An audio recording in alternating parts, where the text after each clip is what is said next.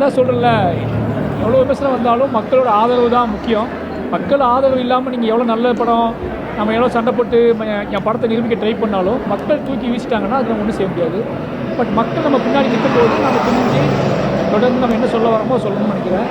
அதனால் இந்த பைசனுக்கு வந்து மக்களோட ஆதரவு தான் முக்கியமான ஆதரவு.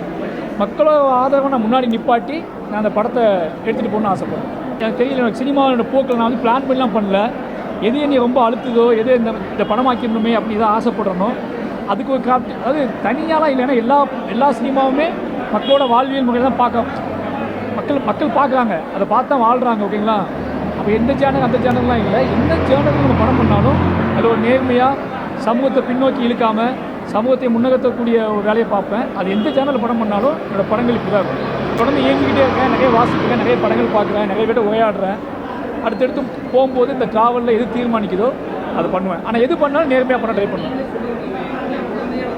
ஆமாம், என் பாப்பாவே வந்து கேட்டிருக்கா, பாப்பா ஜாலியாக படம் பண்ணுன்னு கேட்டிருக்கா. ஜாலியாக தான் யோசிக்க ஆரம்பிப்பேன் கதை, அது அப்படியே போய் ஒரு இடத்துல முடிஞ்சிடும். நிச்சயமாக நான் இப்போ படம் பண்ணுவேன் பாப்பா.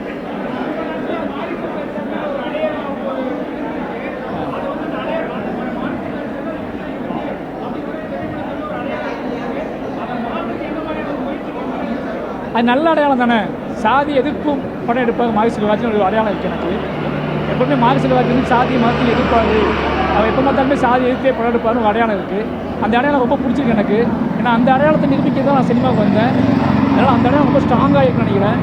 அப்போ வந்து தொடர்ந்து மாரி செல்வராஜன் சாதி எதிர்த்தே படம் பண்ணுவார் அப்படிங்கிறத என்னோட அடையாளம் நினைக்கிறேன் நான். ஐ லவ் அந்த அடையாளம்.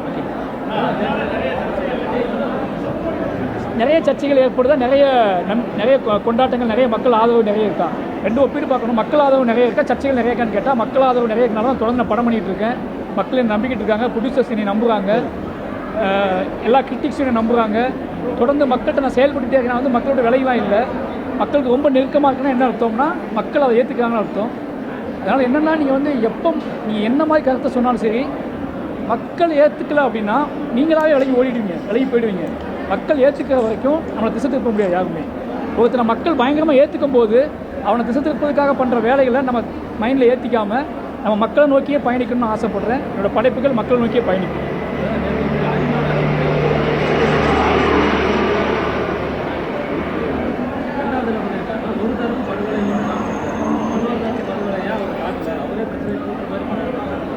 என்ன சொல்லணும் நான் அதுக்கு என்ன சொல்லி புரியுங்க இல்லை, அதான் அதுக்கு நான் என்ன சொல்கிறேன்னா, என்னோடய படங்கள் பற்றியான விமர்சனங்கள் ஏதாவது இருந்துச்சுன்னா நான் சொல்கிற ஒரே வார்த்தை தான், திருப்பி அந்த படத்தை போய் அமைதியாக யார் கூடயும் சேராமல் உங்களுக்கு ஒரு டவுட் இருந்துச்சு அப்படின்னா, யாராவது உங்களுக்கு தப்பான கண்ணோட்டத்தை விளைச்சாங்க அப்படின்னா, டிஸ்கஸ் பண்ணாங்கன்னா நீங்கள் யாருக்கும் தெரியாமல் தனியாக போய் இந்த படத்தை பாருங்கள், உங்கள் எண்ணம் மாறும். ஏன்னா நீங்கள் இன்னொருத்தர் சொல்லி படம் பார்க்கறது இல்லாமல் நீங்கள் மாரி செல்வராஜன் நம்ம புரிஞ்சுக்க ட்ரை பண்ணுவோம், தனியாக போய் பார்ப்போமேன்னு சொல்லி தனியாக உட்காந்து அந்த படத்தை பார்த்தீங்கன்னா உங்கள் கருத்து மாறும். நன்றி.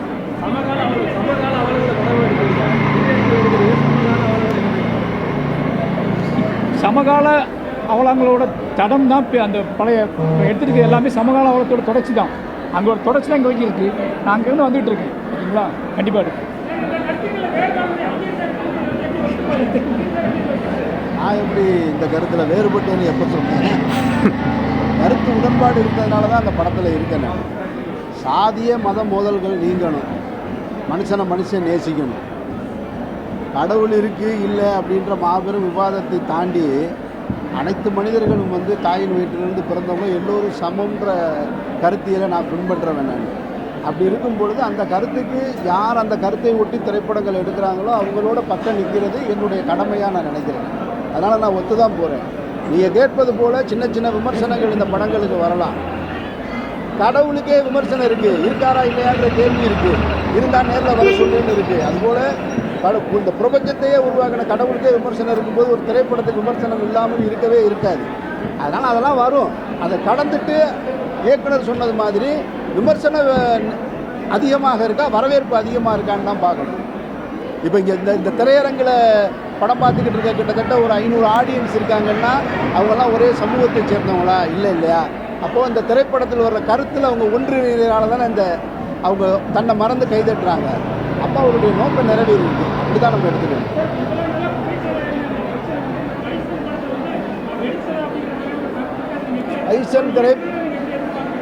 பைசன் திரைப்படத்தினால அது வெடிக்கலை, குறைஞ்சிருக்குன்னு நான் நம்புகிறேன்.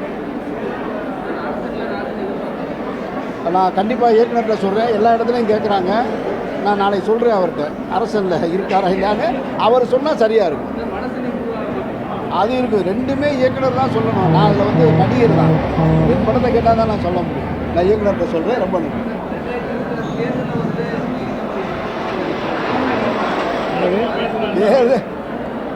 பாருங்க,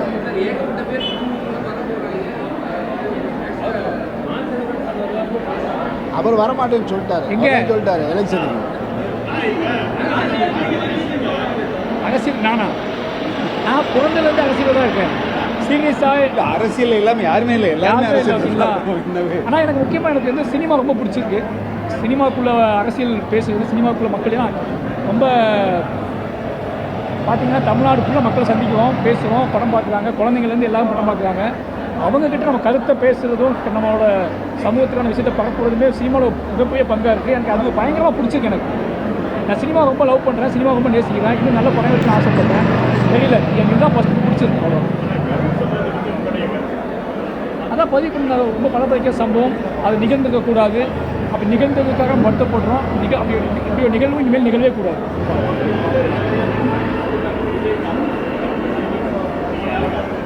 நான் தான் சொல்கிறேன், அது நிகழ்ந்துக்கக்கூடாது, இனிமேல் நிகழவே கூடாது.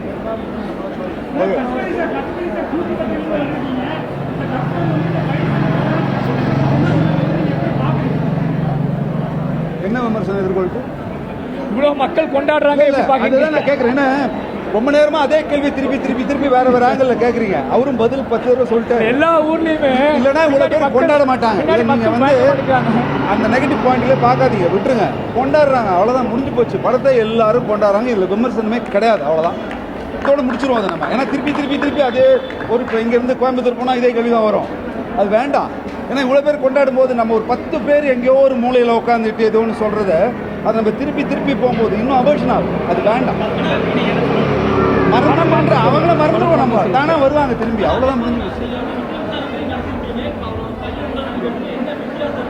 நல்ல கேள்வி. இல்லை, அவர் வந்து விக்ரம், இவர் துரு விக்ரம், அவ்வளோதான். ஏன்னா அவருக்கு ஒரு தனி குவாலிட்டி இருக்குது, இவருக்குன்னு தனி. 2 பேருக்கு வித்தியாசம் இல்லையா? அவர் அப்பா பையனாக இருந்தால் கூட தனி மனிதர்கள் தானே, தனி உணர்வு இருக்குது. இல்லை, ரொம்ப நல்லா இருக்கு. அவர் இன்னும் அவருக்கு இப்போ தான் ஆரம்பிக்கிறாரு, இன்னும் கொஞ்சம் காலம் இருக்குது. கண்டிப்பாக பெரிய நடிகர். ஜனவரியில் சொல்கிறேன் நான். நன்றி ரொம்ப சந்தோஷமா நன்றி.